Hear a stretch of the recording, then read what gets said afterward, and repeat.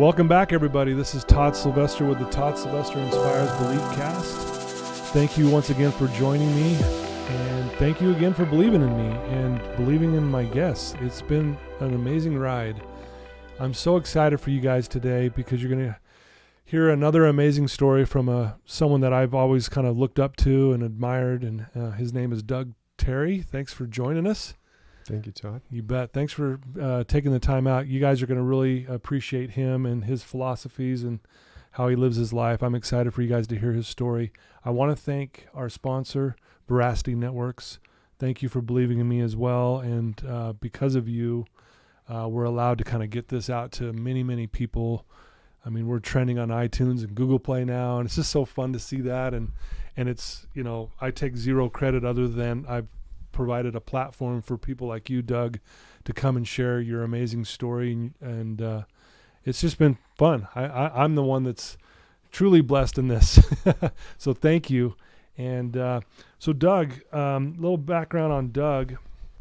You know, first time I met you was actually at the Life Center. There you go. Years and years ago, playing, you know, a little pickup basketball, you know, and I know we have mutual friends, TJ and Mindy Buxton, Absolutely, who own, you know, who run and own the Life Center, and got to know you there, and just always had, you know, a great experience with you, and I know the Buxtons think very highly of you as well. So a little shout out to the Buxtons. But Doug, you know, he played for the University of Utah, and then we were just talking that he made the rookie team for the Atlanta Hawks. He's one of the creators and of the BodyGym, and we'll get into that here in a minute. But it's this portable gym you can take anywhere with you, and it's been on QVC. It's sold over 2 million. Excuse me. Doug's giving me the 2 sign, and it's been featured.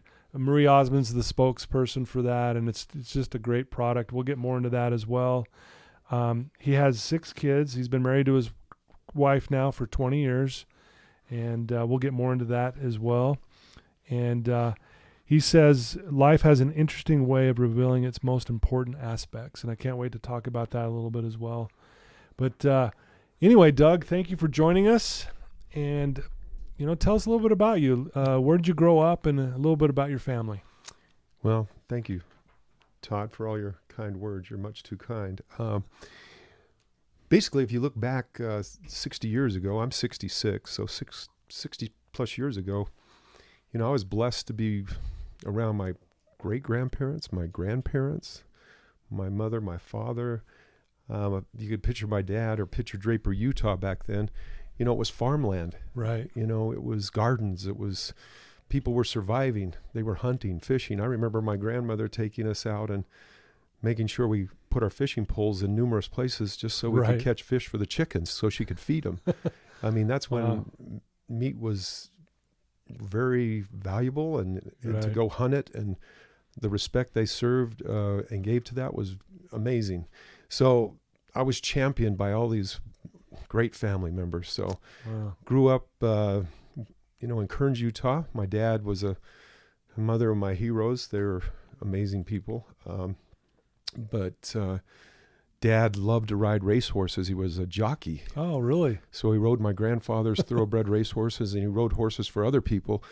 But he loved to win. And when he wasn't on his horses, he was on his motorcycle. Okay. Kind of that James Dean look going down the highway. So I guess he got inspired one day and drove around the point of the mountain and ran through the streets of Lehigh and met my mother, Lois. And from there, life happened. I was born in American Fork shortly after we moved to Kearns, Utah. And affordable housing back then was under $10,000 for a house. Oh, really? Okay. Every house looked the same, you know. Yeah. You got to pick your favorite color. That was the only difference between each house on our street. Yeah. So loved growing up in Kearns, Utah. Loved my experiences there. It was an overcrowded situation because there were so many kids. Right. And double sessions. And so instead of going through junior high, we went to high school as 9th graders, and a lot of the coaches that I got to meet were coaches that came from Judge Memorial. Oh, okay. Chris Segura, John Wood, Frank Kalikas. I mean, these guys were, they just They were our champions. They just were there for us no matter what. Some of my greatest heroes, Milt Chedester, just guys I looked up to that were seniors when I was a freshman. Yeah. And the way they would beat you down, but the way that you would fight to come back. So yeah, Kearns was a great place to live. All my friends were, Joe Vigil, Roger Montano, the Garcias. I mean, I just grew up in a great time and a great place where we made our own sports. Yeah, right. We outside playing all the time, right? Absolutely. We had our own Olympic events, We could turn a swing set when we were grounded to the yard into a monkey bar that we'd torture each other. So right, yeah. Hot box and whatever we could come up with, stickball. We were playing all the sports, going down to the church, and the boundaries was the sidewalk, so it didn't matter. We were still playing tackle football on it. So right. It was crazy. Yeah. Skateboards, you name it. So that's kind of the history of where I came up. That's beautiful. Was Kearns and it's funny you mentioned hot box. It's probably a different meaning today with some of the people I work with now, but hot box back then was where it was baseball, right? You had a base on one end and a base on the other end, and someone would get in the middle and you'd try to get them out and that kind of thing. And we played that all the time as well. Absolutely. Such a fun thing. Over the line. I mean, every conceivable baseball game, tennis. Yeah. You played everything. Yeah. We figured out how to get along with the janitor whose son would let us into the church, and then we had secret ways to get into the rec centers and different places so we could shoot hoops and all those kind of things. If not, we were outside. So it was a great life growing up So, growing up with your family and obviously all these people around you, what were some of the lessons that you can remember that just really made a humongous impact on your life? The life lessons were so many because my grandfather, both of my grandfathers were special men that had unique gifts, different gifts. My one grandfather played probably amateur baseball and maybe a little bit of semi-pro, but he loved racehorses, so we always had these incredible athletes, these thoroughbred racehorses that could not only run, they could jump. Oh, yeah. And from the time I was a little boy, he was putting us on. I mean, I remember being only 5 years old, and I'm on the saddle of riding horses and exercising horses and leading horses. And fear of those big, athletic, beautiful animals was like you had to get over it quick because that was one of the life lessons you kind of got to know. Sure, yeah. But to get back to your question, it was just interesting to go through that process of hard work because my grandfather had emphysema in his lungs, and he couldn't put a garden in. He couldn't put a post hole in. And he was a heavy smoker. He worked in the mines. So I got to be his guy, Right. But it was all about being his guy was getting work done. So whatever it was it cleaning out chicken coops, or was it exercising horses, or putting in gardens, or whatever it was, that was cleaning ditches, whatever it was, that was the life. Getting up the water used to come every 7 days, 6 hours, and we get up in the middle of the night with flashlights to go, water the hay or the grain or the gardens. So that was kind of one side. My other grandfather, we were mowing lawns for him because he had a bad knee and he didn't go to, I think he was a great football player but couldn't finish high school because his family needed him to work in the dairy and work on the farm. So his knees were kind of bad, so we'd go down and mow the lawns for him. So he had big sections of lawn and flowers and stuff at the memorial buildings, and we got to help him with that, and he did the irrigation ditches. He was one of the water masters, so water was valuable. Big time back then, right? More so than money. Yeah. And I saw things happen over water that some of the biggest conflicts as a young boy you'd ever see. So anyway, it was interesting. Sure. Well, it sounds like you learned the value of hard work as I'm hearing you talk, because that's a lot of effort, a lot of sacrifice, a lot of time doing all that. I wish I could say yes to that, but I would rather run. I wish they could have taught us school when we were walking or jogging or running, because to go to school and sit was torture. Torture. I tell some of the young people now that, sitting is the new smoking. Like, to me, sitting is just not something that I would really enjoy. And I remember being in elementary school, And my mom will tell the story and make everybody laugh, but they used to pass out milk, and usually it wasn't too cold, it was warm, and crackers, and you had been in school for 3 or 4 hours, and they wanted you to lay there and take a nap. And I used to tell them, no, I'd say, hey, we don't have the money for milk. And we really did, but right. I just wanted to avoid any chance of having to drink that warm milk. I just wanted to get outside and play, run, do whatever we could do. So that was something I'm pretty passionate about, even to this day. Yeah. I think movement is medicine. Yeah. And really important to take care of our physical, because I think if you take care of your physical, your mental, your emotional, your spiritual, your social, all benefits from those. Couldn't agree more. Yeah. A big part of our program here at Wasatch is movement, the gym, yoga, and mindfulness, stuff like that. So couldn't agree more. Obviously growing up, you were really big into sports. You're a very athletic kid, and you obviously excelled, especially at basketball. And talk a little bit about that. I did not excel at basketball. Really? No. Not in fact, later? I'm almost down that same line as Kobe Bryant, which is such a tragedy. But I remember Kobe telling the story in the Sunny Hill Leagues, and we were in Philadelphia, that his first year when he went to play, he didn't score 1 point. He didn't score a free throw or a basket. In that league, he scored no points. Wow. And some of my greatest teammates played in that Summer Hill League in Philadelphia. And guys like Earl the Pearl Monroe, Wilt Chamberlain. I mean, these were great players that played in this league. Ironically enough, I later played in the Rutger Park in Harlem. So that's a story in and of itself. Yeah, but I'd love to hear that.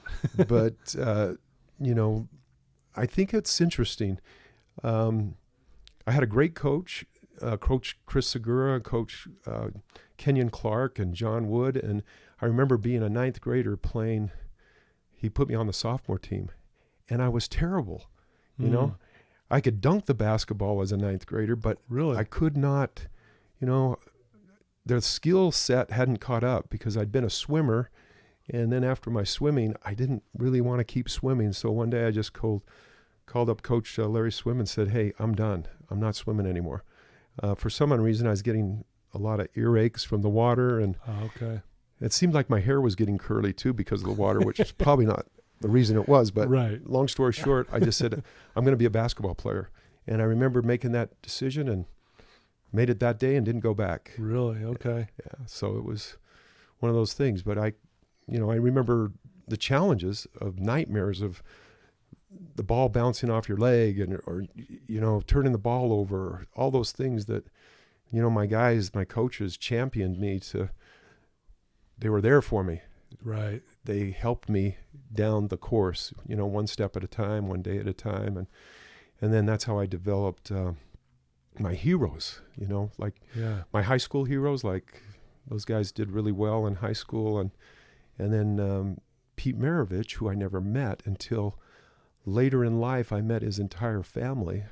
Oh, really? I flew to New Orleans, and that was a great experience to meet his family because the LSU coach had invited me to go down to see if we could put together his ball control drills and put them on tape and market them. But as you may know, Pete Maravich was one of the best players of all time. Yeah, he was fun to watch too, the way he would razzle and dazzle the crowd. Totally. And he was amazing. He devoted,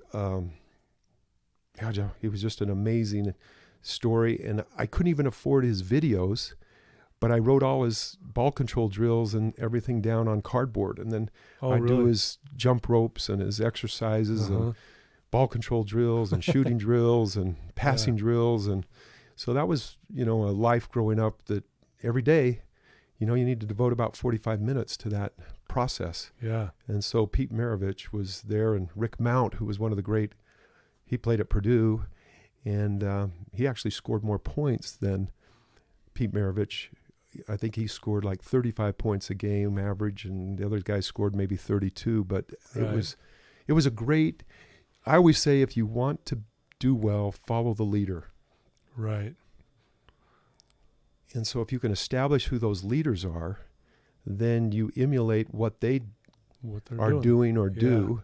And I didn't like to be I always worried about being a pioneer, because if you go down your own course that's a pioneer, I always picture those guys with arrows through their body going, right. Those guys are dead, but the leaders are still moving along, doing well. So doing their thing, it was ironic that Pete Maravich ended up playing for the Utah Jazz. And so, I got to meet Pete Maravich, but his family was amazing. Some of his sons were really good players as well. So, all my coaches that, I've been blessed to have in my life, great experience. Coach Foster, that came from back east, that had his own basketball camps. Coach Jerry Pym, Rick Majerus, I even got to know really well. Yeah, so I did the Pym camps growing up. Oh, good. Yeah, I went to several of those growing up. Yeah, I love those. Look forward to them every year. Yeah, and all the assistant coaches like Gimbelstoff and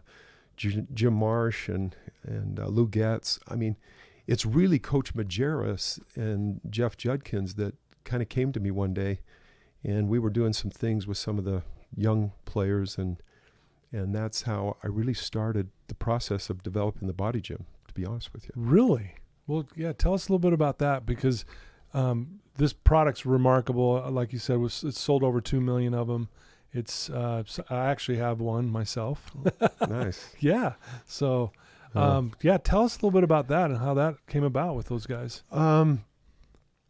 Well, I'm a big believer that, in this day and age, you see these athletes, they're like thoroughbred racehorses. I know. They're just amazing. Yeah. And they specialize in their sport. Well, I remember Pace Mannion and we were working out with some people, and we had a great time getting in the gym and pumping iron. I remember Devin Durant would come over, and we had trainers that would train us.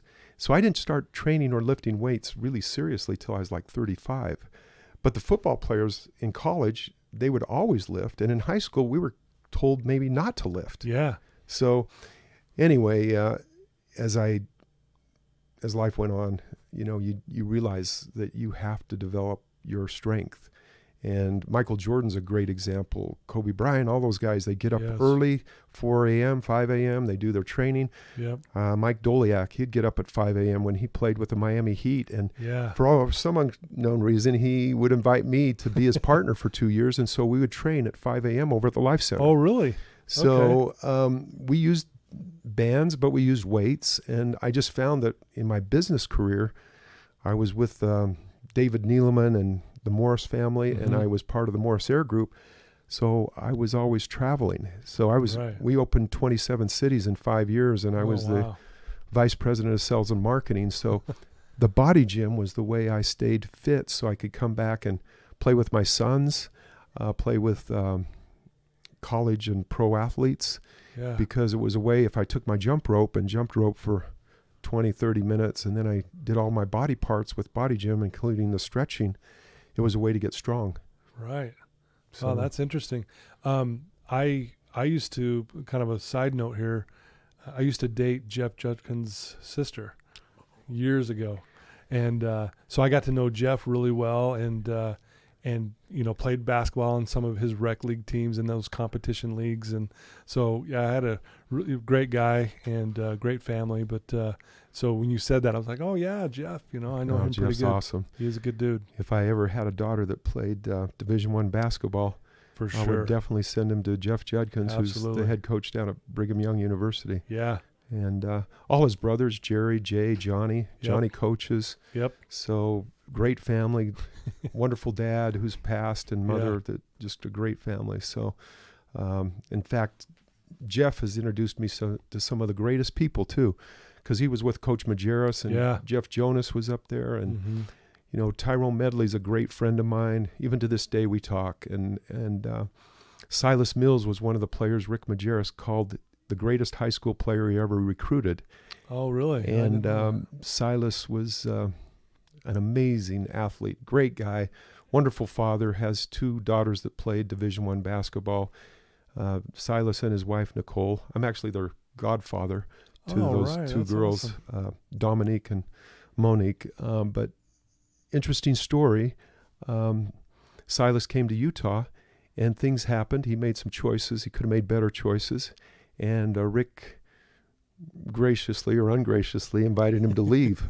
And so Really? he left, and he ended up living with us for almost 2 years. Oh, okay. And he went over to Salt Lake Community College and took that program that was predicted to take probably 6th or 7th that year. He took him to like 3rd or 4th in the nation. Dang. So That's awesome. all of a sudden, Yeah.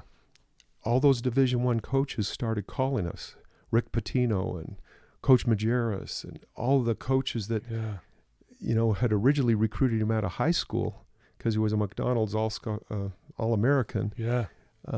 They basically wanted him to join them now because he got his associate degree and he made those life changes and made better choices, got his associate's degree. And that's so I neat. thank Jeff Judkins for that, because had I not been in the right place at the right time, we wouldn't have had that great experience with Silas, because my sons, Jared and Jordan and Chad and my daughter Jenna, we all grew up with Silas in the house, and Really? it was a great experience. And Yeah. my wife and everybody was very supportive as we kind of traveled that course, and that was a busy time. But we were doing BodyGym at the time too, so we were developing that. So we hadn't really launched the product, but Right. it was in its developmental stages, so to speak. So Gotcha. yeah. So how long has the BodyGym been around now? Ironically, it's been around since 2003. Okay. It started with a different name and with a whole different life. Yeah. We went to HSN with it, and one of my associates that worked for me at Little America, because I was part of the Little America team before I went in the airline business, so I was in the hospitality business. Okay. Worked for Pearson Enterprises and had a great experience with Roger Hansen and Rick Pearson and all the great people that owned that organization, Howard Milne, Mon Pearson. But long story short, I went to Little America, and there was a lady there that was really talented. And she went out one day and she got a job as a speaking part at Channel 13. And ironically enough, she went to HSN with this breathing yoga technique. And she had about a 4 or 5 year run, and then things needed a little bit of a restart, kick spot. So I had this product that I had started developing, and we called it the Gym Bar. Okay. And so one of my sons had put the graphics together.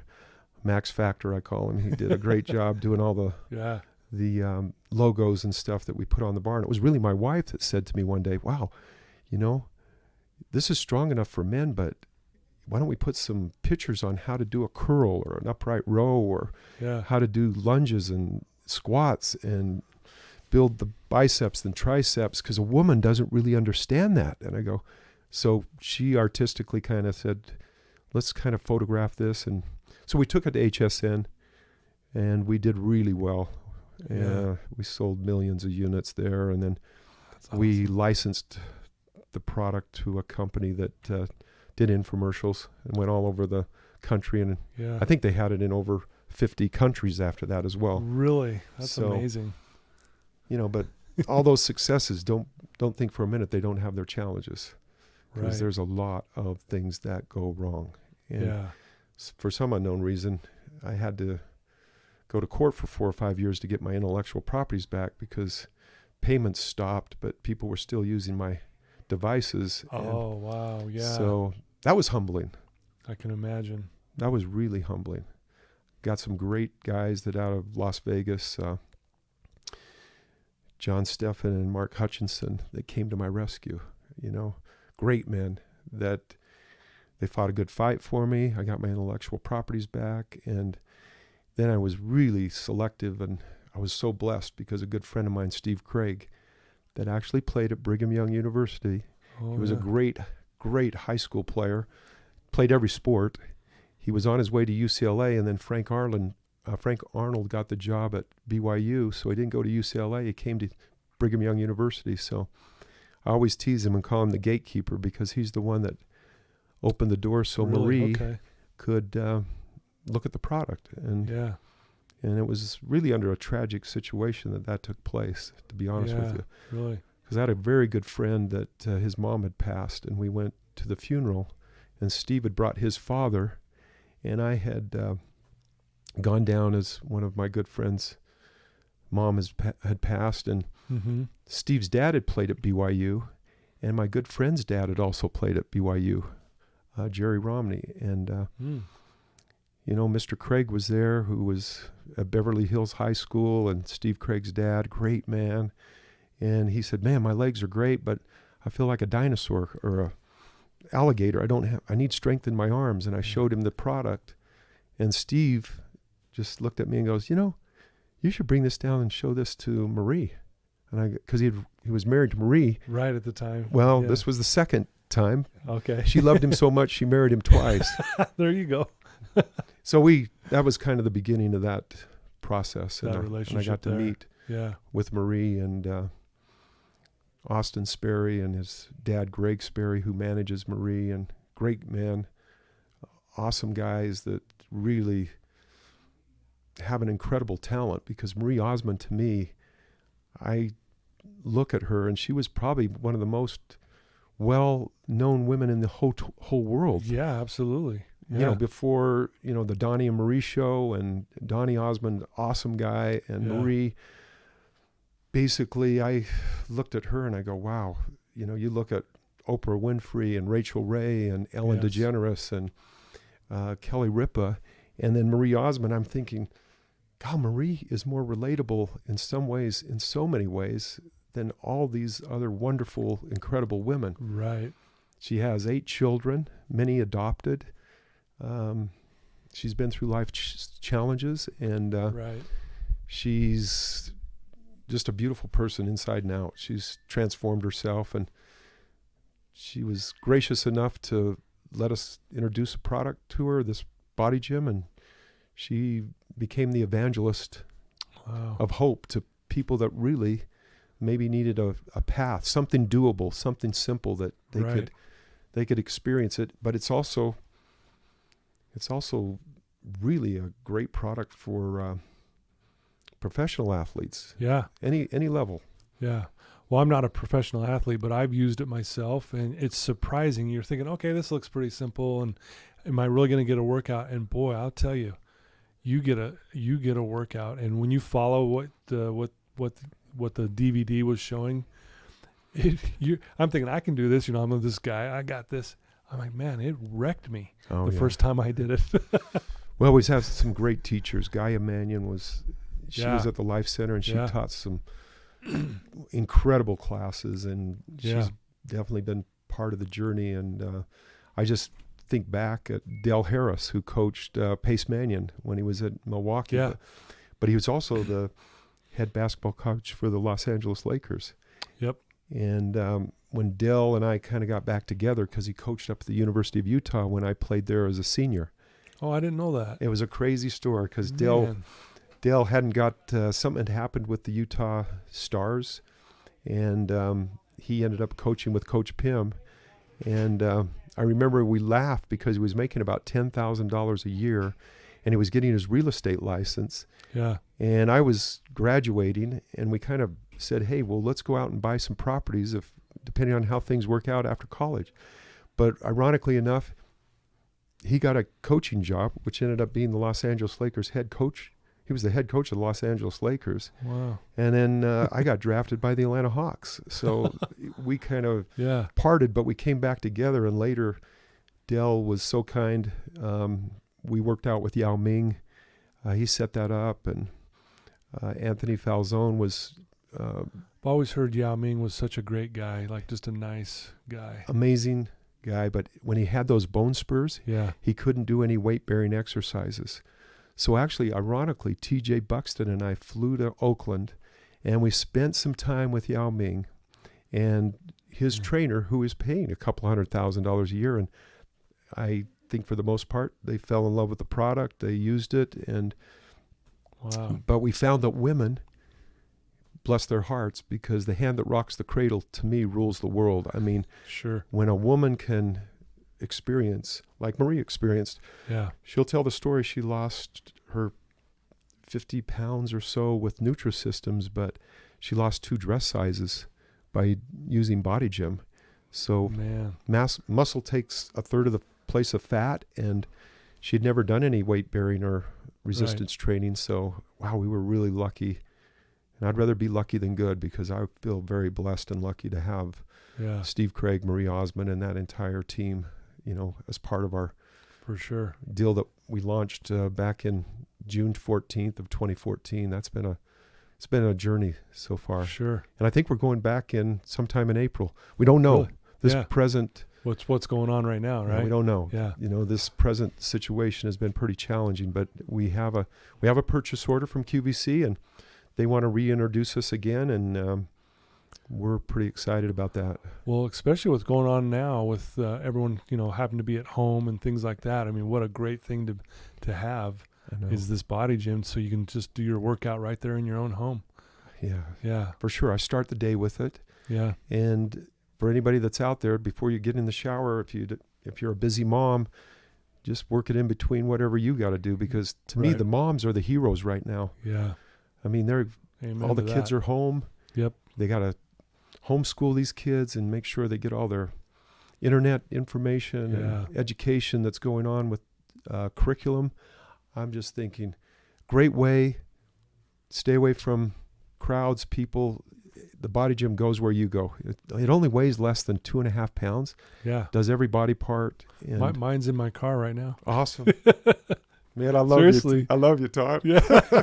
That's perfect. Yeah. No, and it works, people. I'm not just saying that. It really, truly, you get a workout. Wow. And you do feel like, man, it's like I just spent an hour in the gym. Wow. It's amazing. So, no, it's a great product, and I'm grateful that I've had the opportunity to have that. And years ago, TJ gave me one. Oh, awesome. Yeah, I don't know how long ago it was, but it was a while ago, and he was kind enough to give me one. And then my kids took it from me. Yeah. And I never got it back. Oh, wow.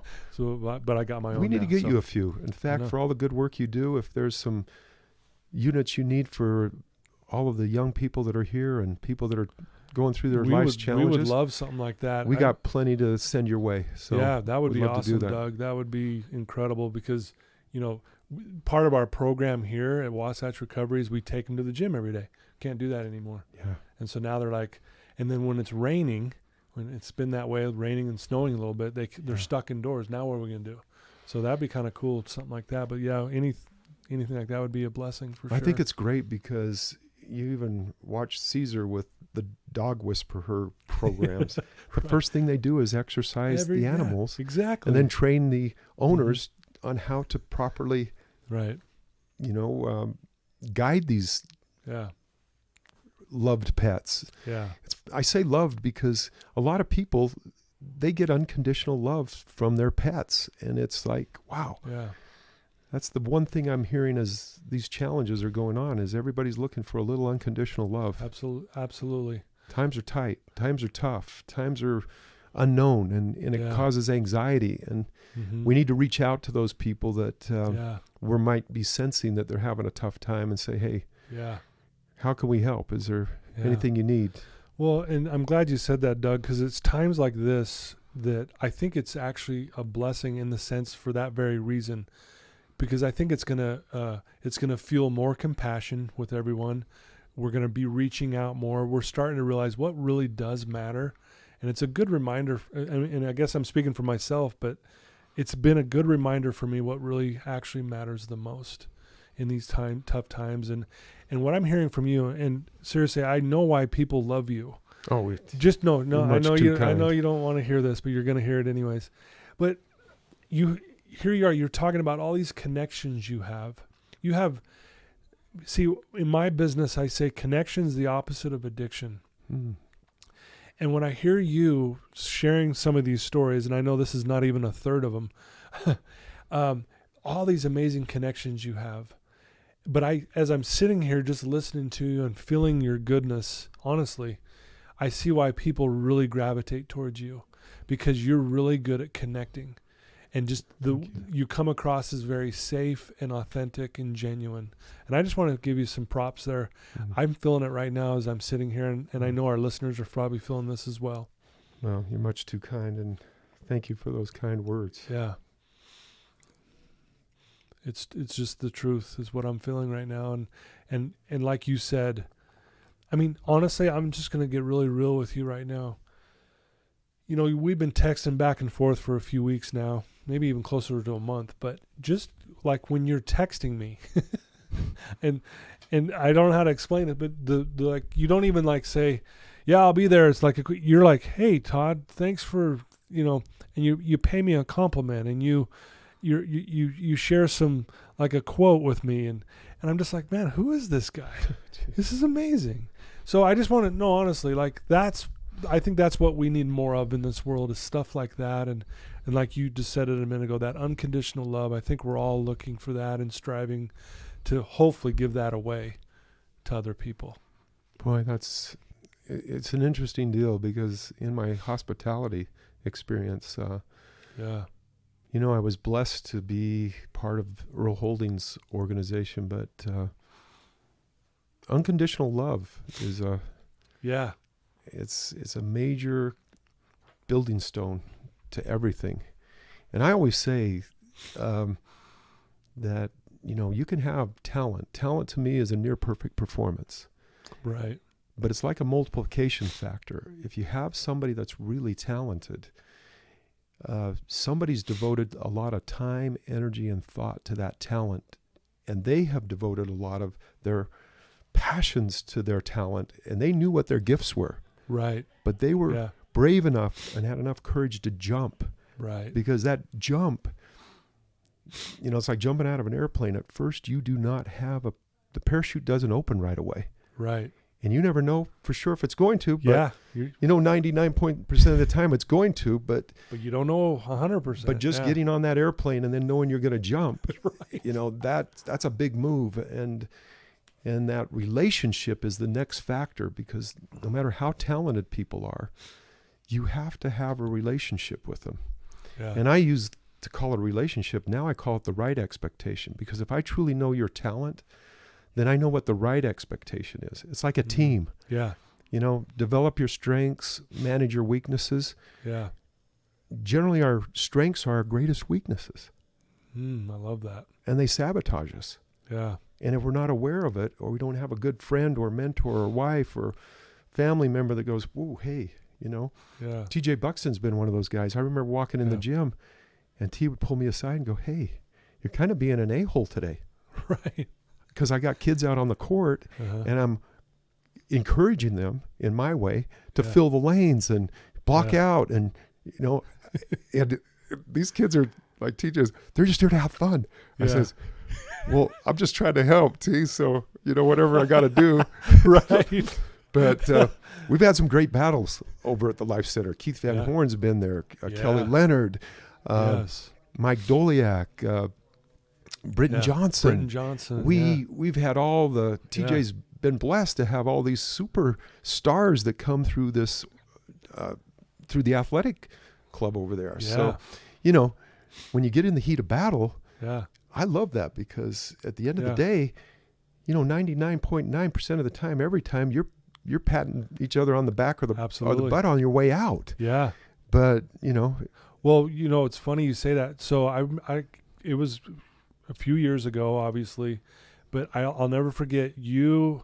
There was a pickup game, but you are guarding Pace Mannion and he's guarding you, and you guys are like dueling, going back and forth and back and forth, and it was honestly really fun to watch, and it got really competitive, and that was a good time for me to sit there and watch it, and for everyone that was there, it was like, man, we're here at the Life Center, and look what we got these two guys that are, these basketball stars that are going at it, and we get to sit here and watch this. Well, it was really cool. Pace was definitely a basketball star. I mean, he played 5 years in the league, in the NBA, and he was one of the leading scorers in Europe. What I admired most about Pace is his courage.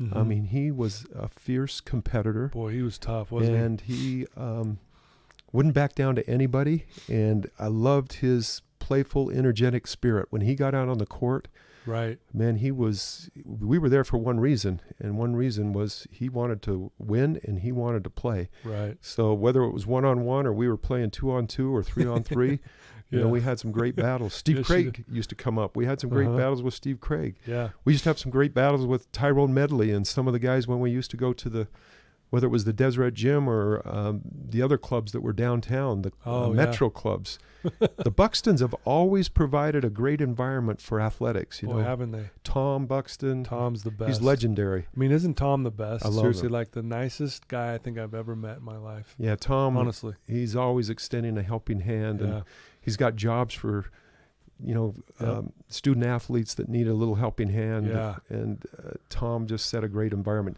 I mean, the Utah Jazz, most people don't realize, they used to practice in the Murray sports mall. Yeah. So I used to be a member there, and back then, Mark Eaton would come in, and Ricky Green, and all those guys, Thurl Bailey. There you go. And those guys would come in and work out, and I was a young kid at the time, and I would be like at awe, like, oh my, look at the Jazz guys are here. This is amazing.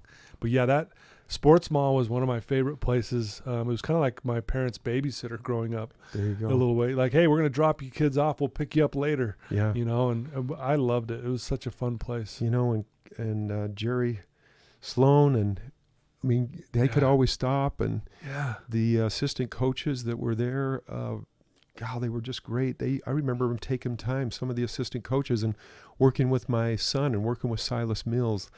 To me, that's what I admire. Guys that give their time and energy and thought to people to develop their talent, inspire that relationship, like, hey, we're here to help you. Yeah. And then, make sure that they understand that there's a reward that comes with it. And sometimes it's intangible.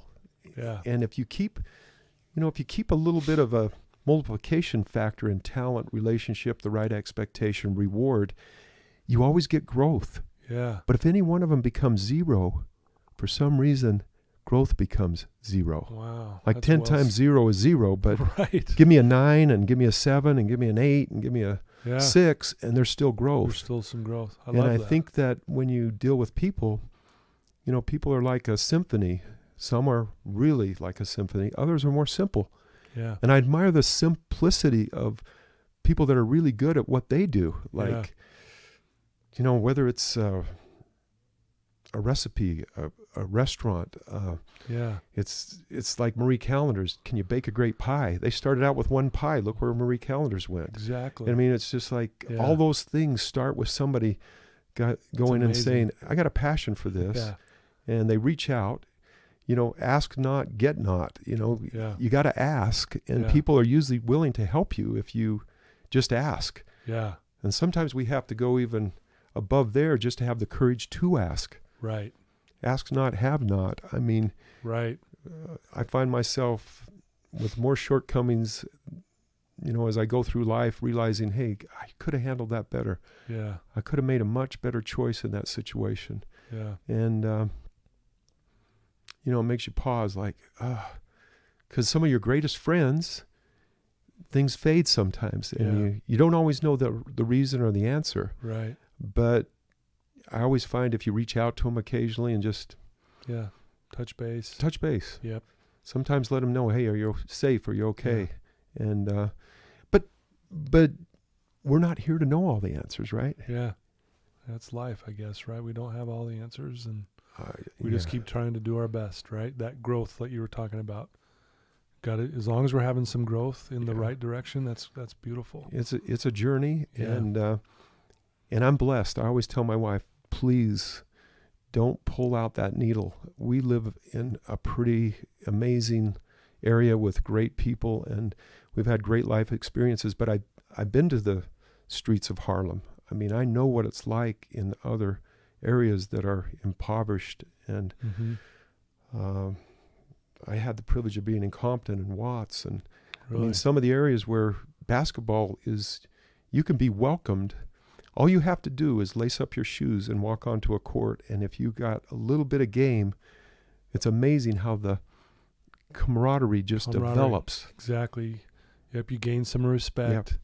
Yeah. It's amazing. And even lately, TJ and I were on a playground in California, and we met a couple of guys from Atlanta, and we were like laughing and having just a great time. And we just met these guys. We were just going and playing a little pickup game and shooting some shots and playing some shooting games. But it's been a great life experience from that side because Julius Erving, I remember being with Julius Erving because Michael Sojourner, my teammate that is pictured in this picture right here, his brother was Willie Sojourner. And Willie played with the Virginia Squires. So that was the first team that Julius Erving played on. Wow. So we all got to know each other. That's awesome. And then when we were playing in the NIT championship in New York, you know, this guy right here that's sitting next to my side, I wish he was here. Yeah. Mike Sojourner, he was the most valuable player in the NIT, and we lost the game by, I think, 5 points. We had 4 sophomores starting, and Tyrone Medley was the senior, and Tyrone Medley had fouled out. And we had a few mishaps on the court right at the very end of the game, but if Ty not fouled out, I'm sure we would be wearing a ring instead of a watch. Yeah, right. Here's your watch. You're like, oh, man. But isn't it ironic That's funny. that after we played that game, and we played in Madison Square Garden, I think we were there almost 3 weeks. It's back when all the games were played in the same. It was played in Madison Square Garden. I mean, literally you'd go home after, and my mom was there one time, and I remember she goes, "Wow, you smell like a cigar." But people were smoking cigars, and it was a whole, it was a mystical experience to be there. Right. And Tyrone Medley and I were roommates. So Ty was a senior, and I was a sophomore, and we had a great time. I mean, Coach Foster was there, and Coach Foster later left that year and got the Duke job at Duke University. Oh, wow. So we lost the coaching staff, but, then Coach Pym came along. But then Michael Sojourner got drafted by the Atlanta Hawks. Really? And so he left. And then, ironically, Tyrone Medley got drafted by the Atlanta Hawks.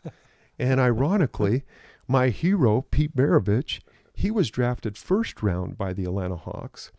And since he was my hero since I was a grade school, kind of junior high school, I got drafted by the Atlanta Hawks. Man. Now, I got drafted 124th overall, 9th round, but Pete was number 1. But still, I was like... Hey, you got drafted. Not many people can say that. Well, right? It was a joy to make the rookie team, and that was exciting because sitting in that room in Atlanta with the humidity almost as high as the heat. Yeah. And you were sitting in those little desks, with the deal still attached.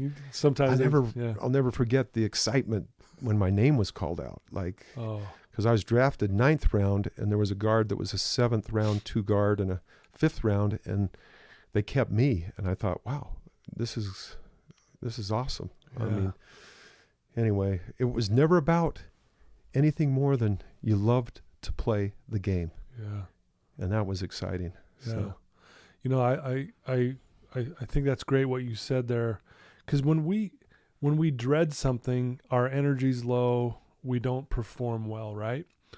When you love something, it's like the energy's flowing through you, man. It's just, and like you said, you just, because you love it so much, that's why honestly, it's why you're so good at it, because of the love. Does that make sense? Yeah, you make a good point. A very good point. Because, like an example, I've been really hitting this hard this week with my clients. I have some younger clients that I'm working with. A lot of them hate going to school. They hate school. I'm like, well, why do you have to hate it? And I said, what if you actually just said, I'm going to start loving it, and watch what happens, just by saying, I love it, and you will see a miracle unfold. What will happen is you'll start doing better, you'll perform better. And you'll, the whether you want to call it the universe, the spirit, light, love, energy, all of it, it's all the same to me. It'll flow through you in a way that you will be so surprised, and it'll spill over into every area of your life. Right. And so to hear you say that, I couldn't agree more. It's that love, and that's what it comes down to. And I know it sounds like almost kind of a little corny and cheesy, but it's the truth. Not really. Those were great words of inspiration you just shared, Todd. And I'm glad you touched on it, because it makes me think of some of the tragedies in this world, like the Nazi concentration camps. Right, yeah. Man's search for meaning. I mean, is there a worse adversity than being separated from your sweetheart, your kids, as you're coming off I mean, some of the people that found happiness were the guys that played classic guitar but didn't have a guitar. Didn't have a guitar. Or played the piano. Exactly. Or played 18 holes of golf every day, but they were on a golf course. Yeah. And I'm going to tell you, what you touched on was, I was not a good player. I mean, I loved to run, and I loved. I can remember being at the University of Utah one time. I was up in the Gym 109, and I remember seeing Kenny Gardner and Mike Newland and Spoon Mahler. I mean, I'm a kid, and I'm going, there's no way in the world I could ever be this big. I could never play for this kind of. I couldn't play at the university. These guys are men. These guys. This is crazy. Right. But I realized that the mind is so powerful. Yeah. So Coach Foster was one of the great coaches that mentored me in teaching me self-hypnosis. Oh, okay. And then Coach Del Harris taught me autogenic training. And then some of the great physical therapists actually put really comfortable chairs in, and we did psycho-cybernetics. And I've got that book right there, Maxwell Maltz. It's one of my favorite all-time books. One of mine as well. Because Wow. if I read the story of Jerry West, which I read many times, he had a fear factor that was beyond belief. He would physically get sick before he ever went on the court, because fear was taking Right. him over. And it was through things like self-hypnosis, psycho-cybernetics, autogenic training. The imagination is so powerful. It is amazing. And it's a preview of what things are going to happen, Yeah. but you have to direct the movie. Yeah. Wow. I love that. Yeah. Powerful stuff. That honestly is one of my favorite books. And a lot, if not most of those teachings in that book, I teach my clients to this very day.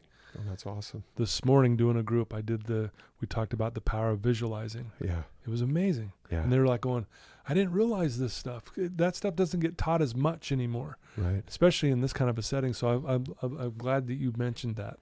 Well, that book is really powerful because it takes 3 different groups and they shoot free throws. Right. Yes. Yeah. And one group shoots, one group doesn't shoot, and one visualizes their shooting. And it's amazing that mind-body connection, Yep. sometimes the guys that just visualized it would shoot better. Yeah.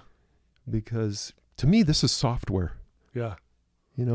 My dad had a bypass surgery, and they said, that's not hard. That's the plumbing. We can redo the heart and the plumbing. He wanted to get the bypass so he could redo his knee so he could mow his lawn. He's 90 years old and still wants to mow his lawn. I mean, that's amazing.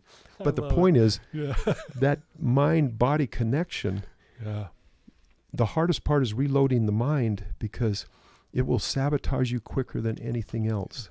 Yeah, for sure. And those kind of books remind you of the fundamentals that, hey, if you're rock bottom or think you're at rock bottom, what you think you are, and you got to reprogram that. And there's so much great information. Yeah. And people like you that will spend the time and energy and thought with people that maybe just need a little encouragement, that maybe they haven't been put on the right path. Right. No one's championed their cause, and you're there for them. And I admire that in today's society and what's going on right now. The real champions are these healthcare professionals. Right. That are working 24 hours a day. 24 hours.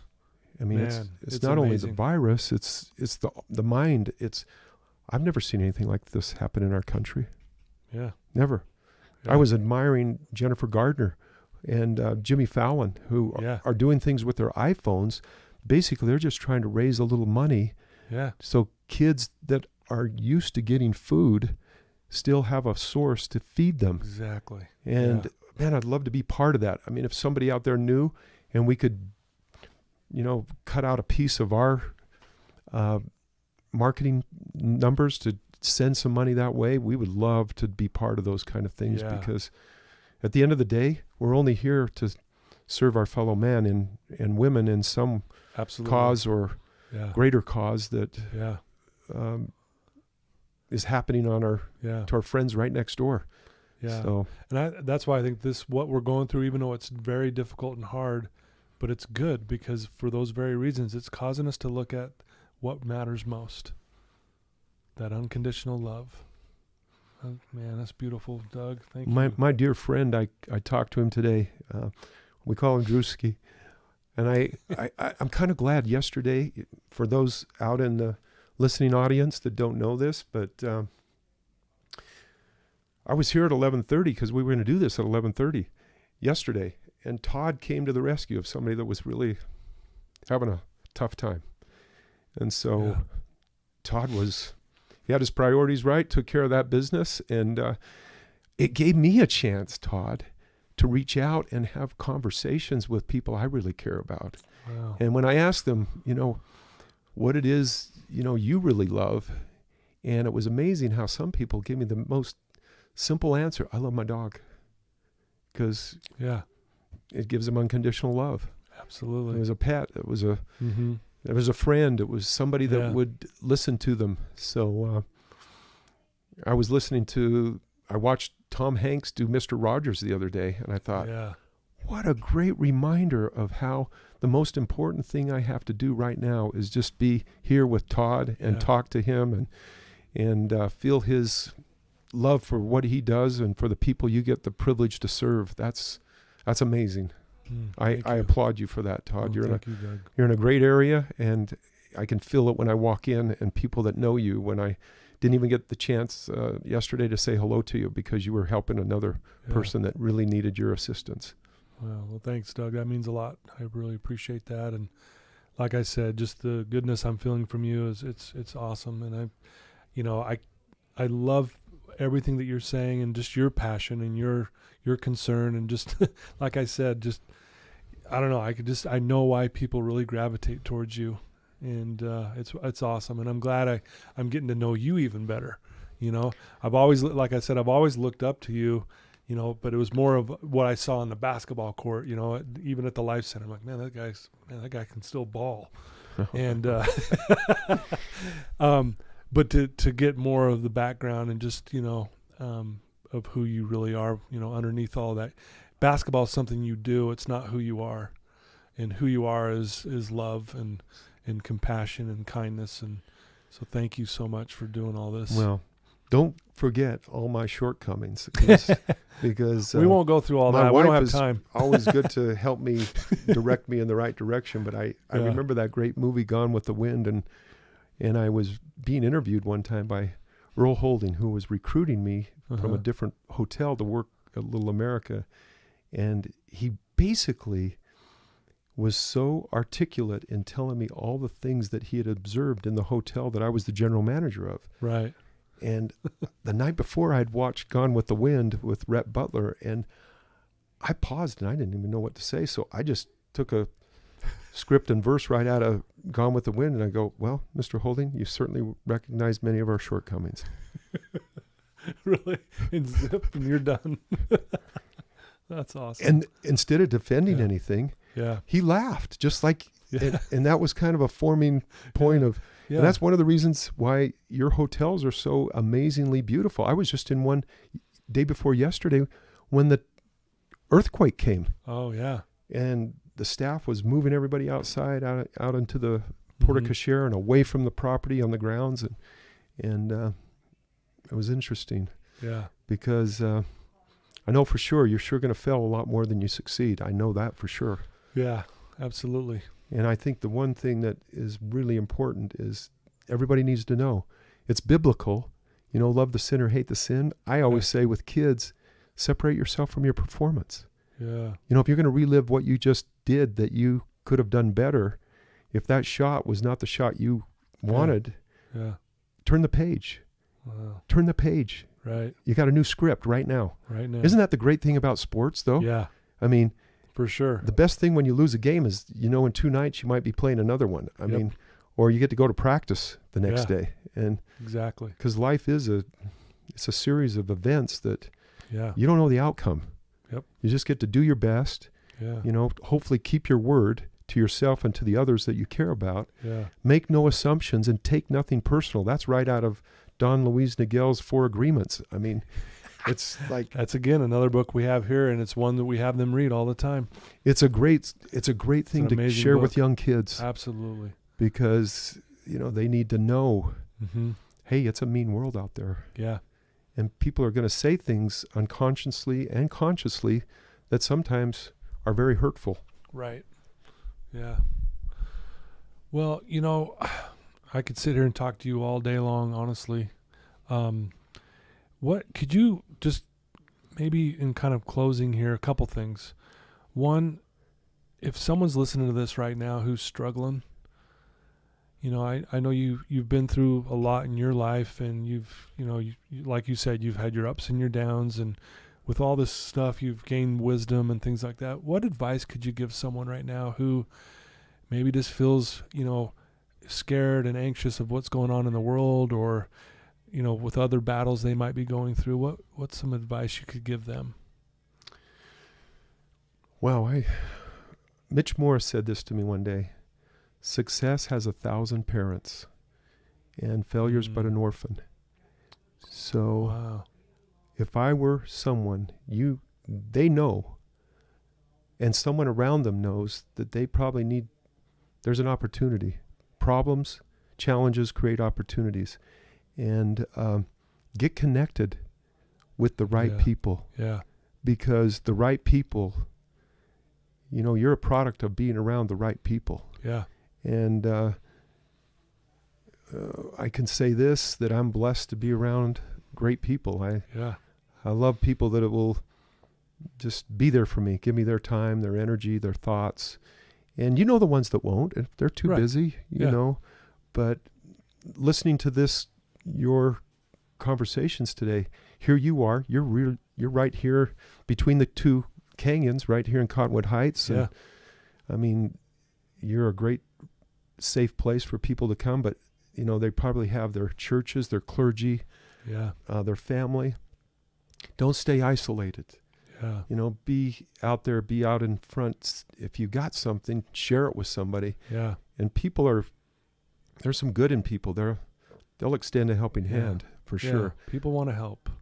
People want to help. And I would say this, your mind, imagine things in a better way, because the course we set, even though it appears rocky, we don't know what's around the next turn, but it doesn't know the difference between that tragic soapbox you play out in your head versus, hey, I'm going to separate myself from my performance. I'm going to get up. I'm going to do what I got to do. To me, it's just as simple as Denzel Washington's show. I love watching that. My wife gets so upset with me sometimes because I rewatch his show, and Mark Twain has a great quote right at the beginning of that movie. And you probably know it. The two most important days of your life, the day you were born and the day you find out why. Yeah. And Denzel does a beautiful job, because every morning he makes his bed. The sink is clean. He does the simple things that just gets his motor going. Exactly. Cleans himself, he's going out. Yeah. And he's working, I think, somewhere kind of like a Home Depot. Yeah. And he just senses when he's in a coffee shop, if somebody's having trouble, he spends a moment with them. I'm going to spend a moment with them. And people just need that. Yeah. I always say charity, the true love of Christ, is really listening. Yeah. Hearing someone out. I couldn't agree more. People just want to be heard. And sometimes psychotherapy, and I'm not a therapist, but sometimes it's really nice. Like Crocodile Dundee says, be nice. Just, don't you have a friend? Because talking clarifies your own thinking, and it helps you understand, because you're thinking how many times faster than you're talking. And sometimes you got to hear yourself and hear the words to know what is going on. And then someone like you, Todd, can say, hey, let me give you psycho-cybernetics. Let me give you the 4 agreements. Let me give you some resources. Yeah. Man's Search for Meaning. Got that too. Yeah. It's amazing. There was another one that they did that was really fascinating as well. But those are baby steps that, basically that's the road. Yeah. The way is not difficult. Yeah. But difficult is the way. Yeah. And we sometimes self-sabotage that, and we got to think above it at times and figure out, okay, I need help here. I'm on my knees. Yeah. I'm going to be inspired to talk to somebody or whatever, but it's tough times out there. And greatest accolades to you and all the health professionals that are working so hard, and the moms that are back with kids, and dads, absolutely.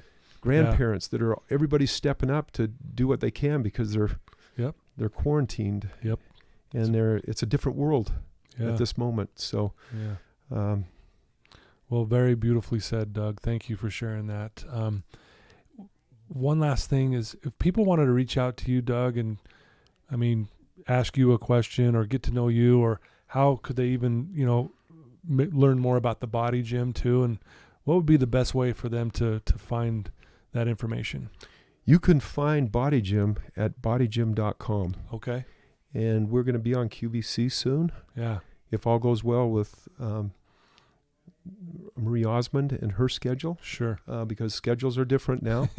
And, yes, they are. Yeah. If we can get that to happen. And I can be reached at D Terry, my initial D, and then Terry, Terry, at bodygym.com. Okay. And my son, Jordan, he is masterfully put together our bodygym.com. So now we have a referral system. Like if you're a health professional out there in physical fitness or any kind, and we incentivize by saying thank you, because I think that the greatest form of appreciation when somebody does a good job and helps me out is to pay them. Right. And pay is different sometimes from person to person. Sure. But we do those kind of things. So dterry at bodygym.com. If you go by the Life Center Athletic Club, if you're in Utah, TJ Buxton, I try to make him take recess with me 3 or 4 days a week. Right. We do the Steve Kerr shooting drills, and that's we awesome. still like to get out and kind of move a little bit. Yep. So love it. But that's a great way to reach me. And then I'll leave you my number. Okay. If you feel like there's somebody that needs to connect and they know how to get a hold of you, Todd, they're welcome to call me directly. Okay. So yeah, I would love that. Thank you so much. I think that's fantastic that you're willing to do that. And I want to thank you. I know you're busy too, but for you to take time and come share some wisdom with us and part of your life, I can't thank you enough. It's truly my honor, and for our listeners, it's their honor to be able to hear your story. And I don't know, I just want you to know how much I appreciate you. Hey, Todd, thank you. That's you're much too kind. Thank you so much. Anything we can do to help and support you and your efforts and the good you do, we would love to get behind it. So. Okay, well, thank you. Yeah. Well, there you go, listeners. I told you this is going to be another amazing story. Doug's an amazing person, and he gave some great advice for all of us. And so I challenge you guys to do those things during this tough time for all of us. Remember, I really believe it's happening for us because it's guiding us and directing us to be more compassionate. And like Doug said it so eloquently, with giving away unconditional love, we all want it. And so let's make sure we're doing that at this tough time in our lives. But thank you for believing in me, and please share this with anyone that you know that needs to have a little pick-me-up. And again, Doug, you're the best. Thanks for being here. So much.